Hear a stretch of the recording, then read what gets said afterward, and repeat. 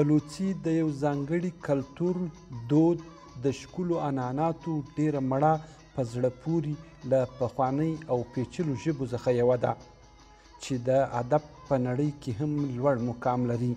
اوس به بلوچي ژبه ته هر څوک لاسرسی ولري.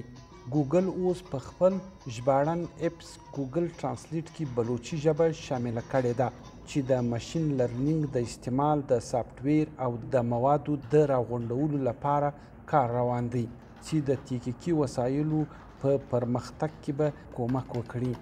بلوچي کې ډیټا د بلوچي اعداد و شمار په منظمه توګه ترتیب کوو چې د زده کړو د ماشین لپاره قابل عمل وګرځي. د مصنوعي ذهانت او د ماشیني زده کړو چې طریقه ده هغه داسې نظام دی چې ژبه یې خپلوي.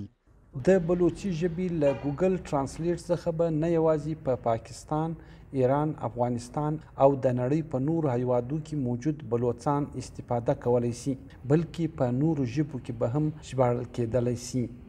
د بلوچي ژبې ماهرین د ګوګل ټرانسلیټ په رنګه پر یو داسې خلاص اپس باندې کار کوي چې د دې په مرسته له بلوچي ژبې څخه په نورو ژبو کې له غلطیانو څخه صفا ترجمه ممکنه شي. بلوچي زبان سے د بلوچي ژبې څخه د انګریزي جملې ژباړو او د انګریزي ژبه په بلوچي کې دا د هغې پروژې برخه ده چې د بلوچي ژبه د کمپیوټر په جوړښت کې مرسته وکړي چې څومره د ژباړې اف دی په کمپیوټر او انټرنیټ کې هغې ته به په کار راځي.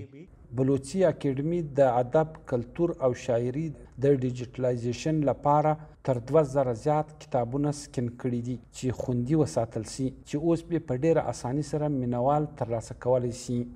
ماهرین وایي چې په ګوګل ټرانسلیټ کې د بلوچي ژبې له اضافې څخه به نوي تعلیمي او تحقیقي لارې خلاصېدای شي. د ټکنالوژي کمپنۍ په ګوګل ژباړنه کې د 100 نورو ژبو د شاملولو اعلان کړی چې په نړیواله کچه به د ژبو خنډونه له منځه وړلو او د کلتوري زده کړو په برخه کې به ډیر مهم رول ولوبوي. د ګوګل پلیټ فارم عصري ټکنالوژي هڅه کوي چې د کلتوري تبادلو د اسانتیاو لپاره د پام وړ پرمختګ وکړي. ګوګل ټرانسلیټ اوس د ټولې نړۍ 243 ژبې په ټرانسلیټ کې شاملې کړي دي.